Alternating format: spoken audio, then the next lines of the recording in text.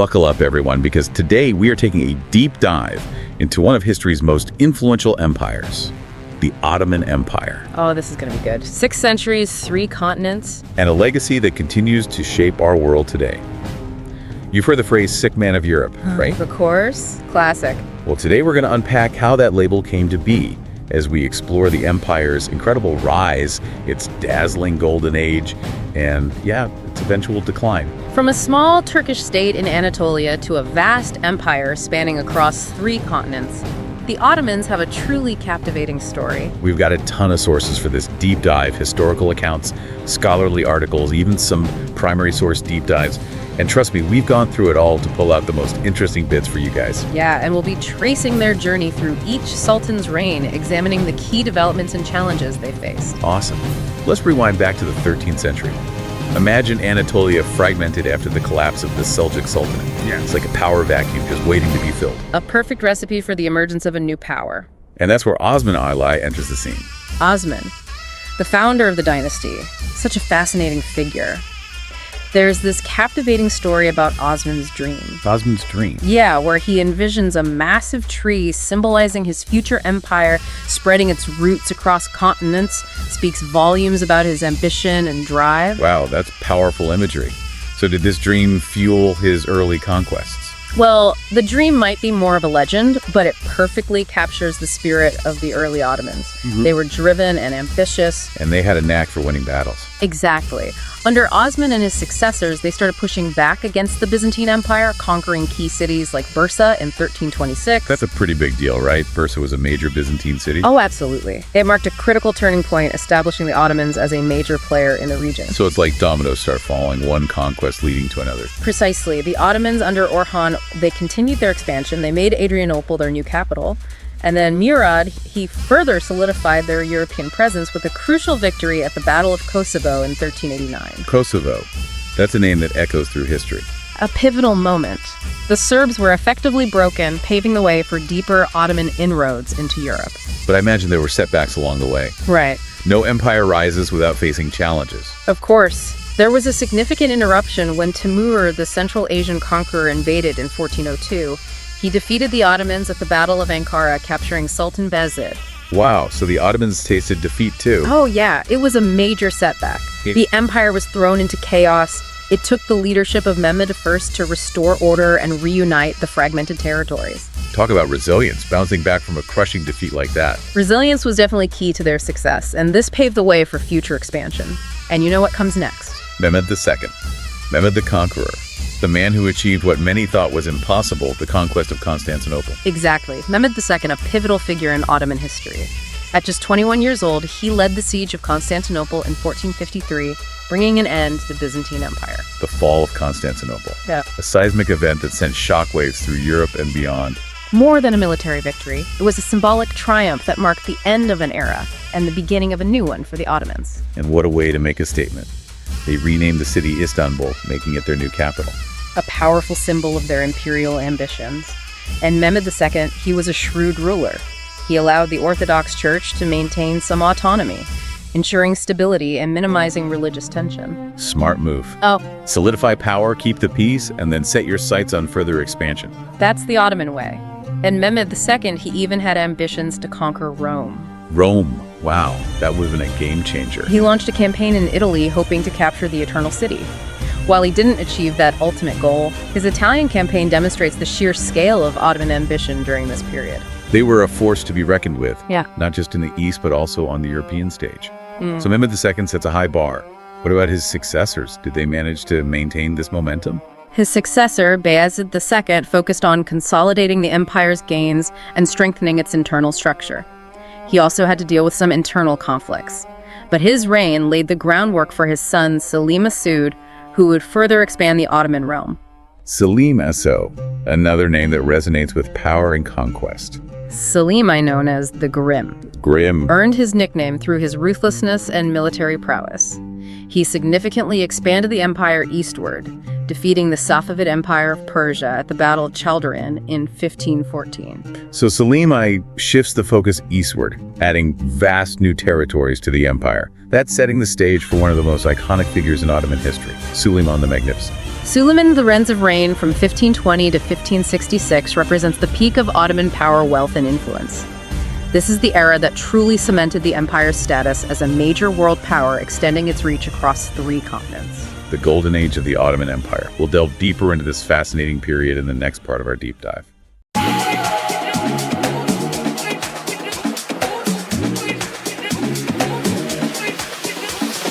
All right, we're back and ready to dive into the reign of Suleiman the Magnificent. This is it. The Ottoman Empire at its zenith, expansion, cultural flourishing, and a sultan whose name still echoes through history. It's almost hard to imagine just how powerful they were at this point. Oh, it's incredible, Suleiman. I ruled for an impressive 46 years. 46 years. A skilled military leader, a shrewd administrator, and a patron of the arts. Under his rule, the Ottoman Empire reached its territorial peak, stretching from the Persian Gulf to Algeria, from Yemen to the heart of Europe. So he wasn't just about conquering. He was building and cultivating a sophisticated empire. Exactly. Suleiman's conquests were remarkable. He captured Belgrade in 1521, opening the path for his advance into Hungary. And his victory at the Battle of Mohacs in 1526 was decisive.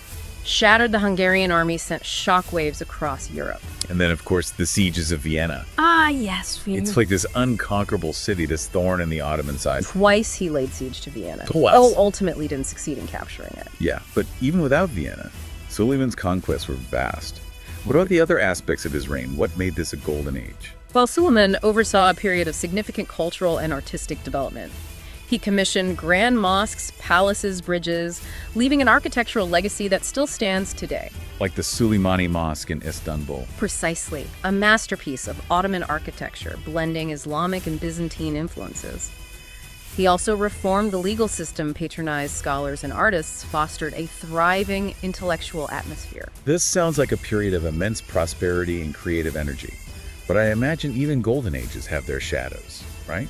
Did the empire face any challenges during Suleiman's reign? Of course. While Suleiman's reign is undoubtedly a high point for the Ottomans, there were challenges. He faced internal conflicts, including a rebellion led by his own son, Mustafa. A rebellion led by his own son. That's gotta be tough. Oh, absolutely. And while his reign was characterized by expansion, the seeds of future decline were perhaps already being sown. How? So what hints of trouble were brewing beneath the surface of this golden age? While the empire's vast size and complex administrative structure were becoming increasingly difficult to manage, maintaining control over such diverse territories and populations posed a constant challenge, and the Ottomans' rivals, particularly the Habsburgs in Europe and the Safavids in Persia, were constantly vying for power and influence. So it's like cracks starting to appear in the foundation even as the empire reaches its peak. Yeah. This brings us to the end of Suleiman's reign and the question of succession. Who takes the helm after such a formidable sultan? Suleiman's death in 1566 marked a turning point. His son, Selim II, inherited the throne. While Selim II wasn't as ambitious or as skilled a military leader as his father, he did oversee some notable achievements such as the conquest of Cyprus in 1571. Cyprus, another jewel added to the Ottoman crown. But I imagine filling Suleiman's shoes was a daunting task. Oh, absolutely. He faced a number of challenges. Did Selim II face any major setbacks during his reign? One major blow came with the Battle of Lepanto in 1571, a significant naval defeat at the hands of a coalition of European powers. While the Ottomans managed to rebuild their fleet relatively quickly, Lepanto signaled a shift in naval power dynamics in the Mediterranean, challenging Ottoman dominance at sea. So even the mighty Ottoman navy wasn't invincible. This defeat must have shaken the empire's sense of supremacy. What about Selim II's successors? Did they manage to regain lost ground? Murad III, who ruled from 1574 to 1595, continued the Ottoman expansion eastward, engaging in a long and costly war with the Safavid Empire. He also faced challenges within the empire, including economic problems and a decline in the effectiveness of the Janissary Corps, the once formidable elite infantry units. And the Janissaries declining in effectiveness. That's a worrying sign. It is a sign of internal problems mounting alongside those external threats. This sounds like the empire is entering a more turbulent phase. Indeed. The reign of Mehmed III from 1595 to 1603 was marked by further challenges. He faced revolts in the Balkans and a continuation of the war with the Habsburgs. And his reign also saw the beginning of a period known as the Sultanate of Women. Sultanate of Women? That sounds intriguing. Tell me more about this period and the role of women in Ottoman politics. It's a fascinating aspect of Ottoman history. During this time, several sultans were relatively weak or inexperienced, allowing their mothers, wives, and concubines to exert considerable influence behind the scenes. Women like Kazım Sultan and Safiye Sultan played key roles in court politics, influencing appointments, and even shaping foreign policy. So even in a patriarchal society, women found ways to wield power and shape the course of events. What about the sultans who followed Mehmed III? Did they manage to restore stability and address the growing challenges facing the empire? The 17th century was a period of continued challenges for the Ottomans. Ahmed I, who ruled from 1603 to 1617, initiated some reforms and achieved a few military successes. However, he also faced revolts and internal conflicts. So the empire is still grappling with these recurring problems: internal strife, external threats, and the struggle to maintain control over such vast territories. What about his successors? Did any of them manage to implement lasting solutions? One notable figure is Mustafa I. He had two brief and troubled reigns, marked by mental instability and political turmoil. Two brief reigns. Wow. That suggests there was some serious palace intrigue going on. Oh, absolutely. His reigns highlight the challenges of succession and the potential for instability within the Ottoman system. It seems like the empire is struggling to find its footing in this period. Who comes after Mustafa first? Osman II ruled from 1618 to 1622. He attempted to implement reforms and assert his authority, but he was ultimately overthrown and executed by the Janissaries. Executed by the Janissaries, the Sultan's own elite troops. It underscores the growing power and influence of the Janissaries, who were becoming increasingly resistant to change and increasingly involved in palace politics. So the Janissaries, once the backbone of the Ottoman military, are now a source of instability and a threat to the Sultan's power. This doesn't bode well for the future of the empire. What happens next? We enter the reign of Murad IV, who ruled from 1623 to 1640. He's known for his harsh and authoritarian rule, but he also managed to restore some order and centralize power. Murad IV ruthlessly suppressed revolts, curbed the power of the Janissaries, and even personally led military campaigns. So a sultan who ruled with an iron fist. But perhaps that's what the empire needed at this point to quell the chaos. Did this period of strong leadership bring about lasting stability? While Murad IV's reign brought a temporary respite, the underlying problems persisted. After his death, the empire entered another period of instability and decline. Ibrahim, who ruled from 1640 to 1648, was known for his erratic behavior and lavish spending, further weakening the empire's finances and administration. It sounds like the Ottomans are on a bit of a roller coaster ride, moments of strength and stability followed by periods of weakness and decline. Where does this trajectory lead? It's a complex story with a mix of internal and external factors contributing to the empire's gradual decline. From a golden age to a struggle for survival, the Ottoman story is a reminder that even the mightiest empires are not immune to the forces of history.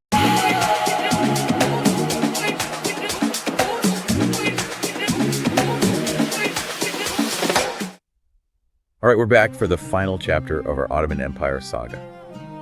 We've seen them rise from those humble beginnings to dominate vast territories, reach that dazzling golden age, and then grapple with, those growing internal and external pressures. Now we're stepping into the 18th century, a time when that sick man of Europe label starts to feel a bit too real. Where do we find the empire at this point? The 18th century, it's this fascinating mix of resilience and decline for the Ottomans. While they're facing, those growing threats from Austria and a rising Russia, there are still these flashes of military strength and political maneuvering that remind you they're not going down without a fight. Okay, so they're not completely out of the game yet. But you mentioned a Swedish king making a surprise appearance on the Ottoman scene. That doesn't sound like your typical 18th century diplomacy. Yeah, it's a story that really highlights those complex geopolitics of the time. King Charles XII of Sweden, after losing a major battle against Russia, finds himself seeking refuge in Ottoman territory. So we've got this flamboyant Swedish king hanging out with Ottoman sultans. He manages to convince Sultan Ahmed III to declare war on Russia. So Charles XII has got something up his sleeve. It leads to the Ottoman victory at the Pruth River campaign in 1711, proving that even a declining empire could still, pack a punch. A win for the Ottomans thanks to a Swedish king's, behind-the-scenes maneuvering. But I'm guessing these moments of glory are becoming increasingly rare. What's happening on the internal front? Are there attempts to address the empire's deep-rooted problems? We see this pattern of reform attempts throughout the 18th century, each sultan kind of trying to grapple with those mounting challenges. Anyone in particular who stands out? One interesting period is the Tulip Era under Ahmed III, known for its relative peace and cultural flourishing. It's almost like the empire takes a breath, indulging in beautiful architecture and artistic expression. Tulip's peace and artistic expression. Doesn't sound like the sick man of Europe we've been hearing about. Was this a genuine revival or just a temporary, break? More of a pause than a true turnaround. The Tulip era eventually gives way to renewed political and economic instability, and this is where the Ottoman struggle with modernization becomes really apparent. You mentioned an anecdote about the printing press earlier. How does that fit into this story of reform and resistance? It perfectly encapsulates the dilemma the Ottomans face. The printing press, this revolutionary invention spreading like wildfire through Europe, is met with suspicion and outright resistance in the Ottoman Empire. Why would they resist something like that? The clergy, worried about the potential for undermining their authority, delay its widespread adoption for decades. It's incredible to think of actively resisting such transformative technology. Really speaks volumes about that clash between tradition and progress. And this resistance to change, coupled with, those persistent economic woes and military setbacks, leads to the sense of stagnation. Meanwhile, their European rivals are forging ahead. So the 18th century sees the Ottomans falling further behind. What about the sultans of this era? Are there any figures who stand out who try to shake things up? Hey, we see the succession of sultans, some more effective than others, but all grappling with this increasingly difficult situation. Mahmud I, for example, tries to vitalize the military and confronts that growing Russian threat. Osman III focuses on internal reforms, trying to streamline the administration and improve the economy. And Mustafa III faces a disastrous war with Russia, highlighting the empire's military weaknesses. So each sultan's dealt a difficult hand, and they're trying to play it as best they can. But the overall trend seems to be downwards. Where does this leave the empire as we enter the 19th century? By the 19th century, that sick man of Europe label is firmly attached. The empire is losing territory, facing nationalist revolts in the Balkans, and struggling to keep up with the rapid modernization happening in Europe. And this is where Selim III steps onto the scene, right? He's known for his ambitious attempts at military reform.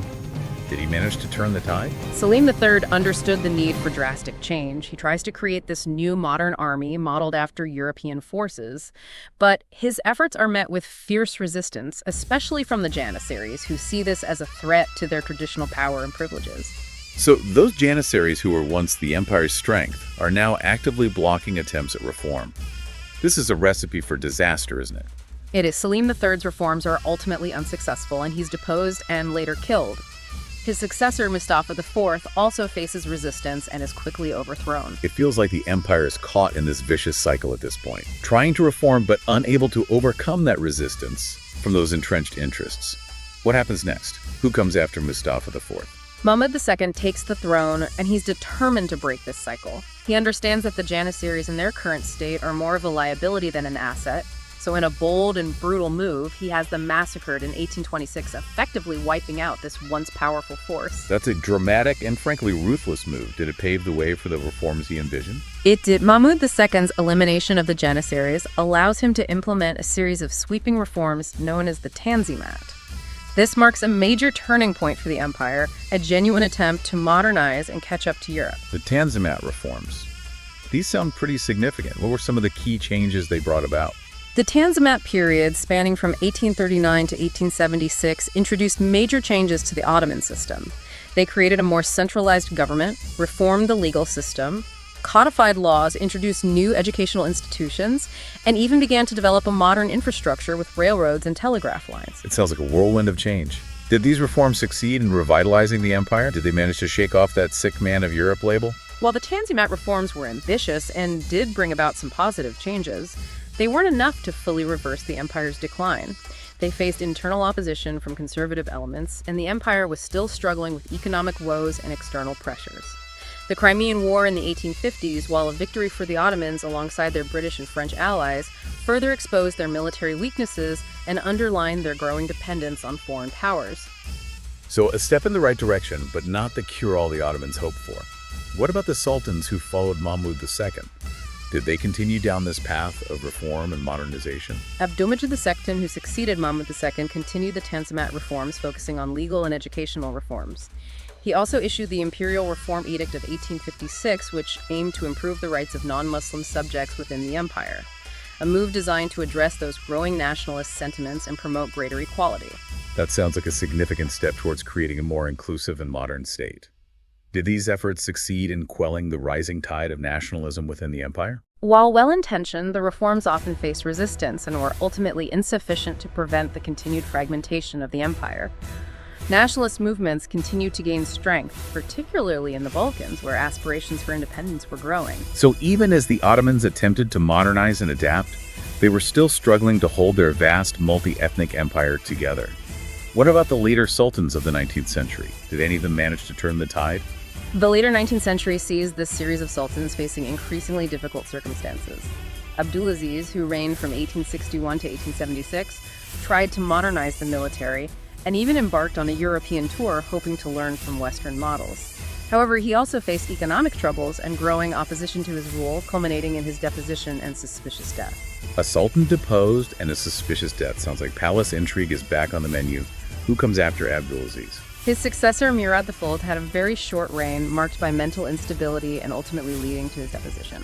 Abdulhamid II then takes the throne in 1876, and his reign is particularly significant as it marks a turning point in Ottoman history. Okay, Abdulhamid II. What makes his reign a turning point? Did he finally find the formula for saving the empire? Abdulhamid II's reign is complex and controversial. He initially embraced constitutionalism, introducing a parliament and a constitution, a major step toward a more modern and representative government. However, facing internal and external threats, he later suspended the constitution and ruled as an autocrat, consolidating power and clamping down on dissent. So a swing from reform to authoritarianism. What drove this shift? Abdulhamid II was deeply suspicious of nationalist movements and wary of foreign interference. He saw these as existential threats to the empire's survival. He also faced growing pressure from Russia, losing territory in the Russo-Turkish War of 1877-78. This combination of internal and external challenges led him to adopt a more authoritarian approach, believing that strong centralized control was necessary to maintain order and preserve the empire. It's like this fascinating dilemma, isn't it? Attempting to modernize and reform while simultaneously tightening control to hold the empire together. Did this approach succeed? While Abdulhamid II managed to maintain his grip on power for 3 decades, his policies ultimately failed to address the empire's fundamental problems. Nationalist sentiments continued to grow, economic woes persisted, and the empire's international standing continued to decline. So a last gasp of authoritarianism, but ultimately not a solution to the empire's deep-seated problems. Where does this leave the Ottomans as we enter the 20th century? The 20th century marks the final act of the Ottoman Empire. A group of reformers known as the Young Turks, inspired by Western ideals of constitutionalism and nationalism, overthrow Abdulhamid II in 1908, ushering in the Second Constitutional Era. They aimed to revitalize the empire, but they faced immense challenges, including internal divisions, economic instability, and the looming threat of war. The Young Turks, they sound like a last-ditch attempt to save the empire by reforming it from within. Did they succeed in breathing new life into the sick man of Europe? Unfortunately, the Young Turks' efforts came too late. Their reforms were hampered by internal conflicts and external pressures. The empire's entry into World War I in 1914, siding with the Central Powers, proved to be a fatal mistake. The war drained their already depleted resources, exacerbated internal tensions, and led to their ultimate defeat and dissolution. So World War I is the final nail in the coffin. What happens to the Ottoman territories after the empire's collapse? The Ottoman Empire's defeat in World War I led to the partitioning of its territories by the victorious Allied powers. The Treaty of Sèvres in 1920 attempted to carve up the remaining Ottoman lands, sparking resistance from Turkish nationalists led by Mustafa Kemal Atatürk. Mustafa Kemal Atatürk, a name synonymous with the birth of modern Turkey. What role did he play in the aftermath of the Ottoman collapse? Atatürk emerged as this pivotal figure in the Turkish War of Independence, successfully resisting the Allied powers and securing the establishment of the Republic of Turkey in 1923. The Ottoman Empire was no more replaced by a new secular and nationalist Turkish state determined to forge its own path in the 20th century. So from the ashes of an empire rises a new nation. It's a reminder that history is this constant cycle of change, transformation, and rebirth. And the legacy of the Ottoman Empire continues to resonate today, not just in Turkey, but throughout the regions that were once part of this vast and complex empire. Its influence can be seen in architecture, culture, cuisine, and the political landscape of the modern Middle East and beyond. Well, we've covered a lot of ground in this deep dive, centuries of history, from that small Anatolian state to a sprawling empire that left an undeniable mark on the world. Any final thoughts for our listeners as they process all this incredible history? I think the Ottoman story is this testament to the rise and fall of empires, the challenges of maintaining power and unity over those vast and diverse territories, and that constant interplay of internal and external forces that shape the course of history. It's a reminder that even the mightiest empires aren't immune to change, and their legacies continue to shape our world in profound ways. Thanks for joining us on this deep dive into the Ottoman Empire. We hope you enjoyed it as much as we did.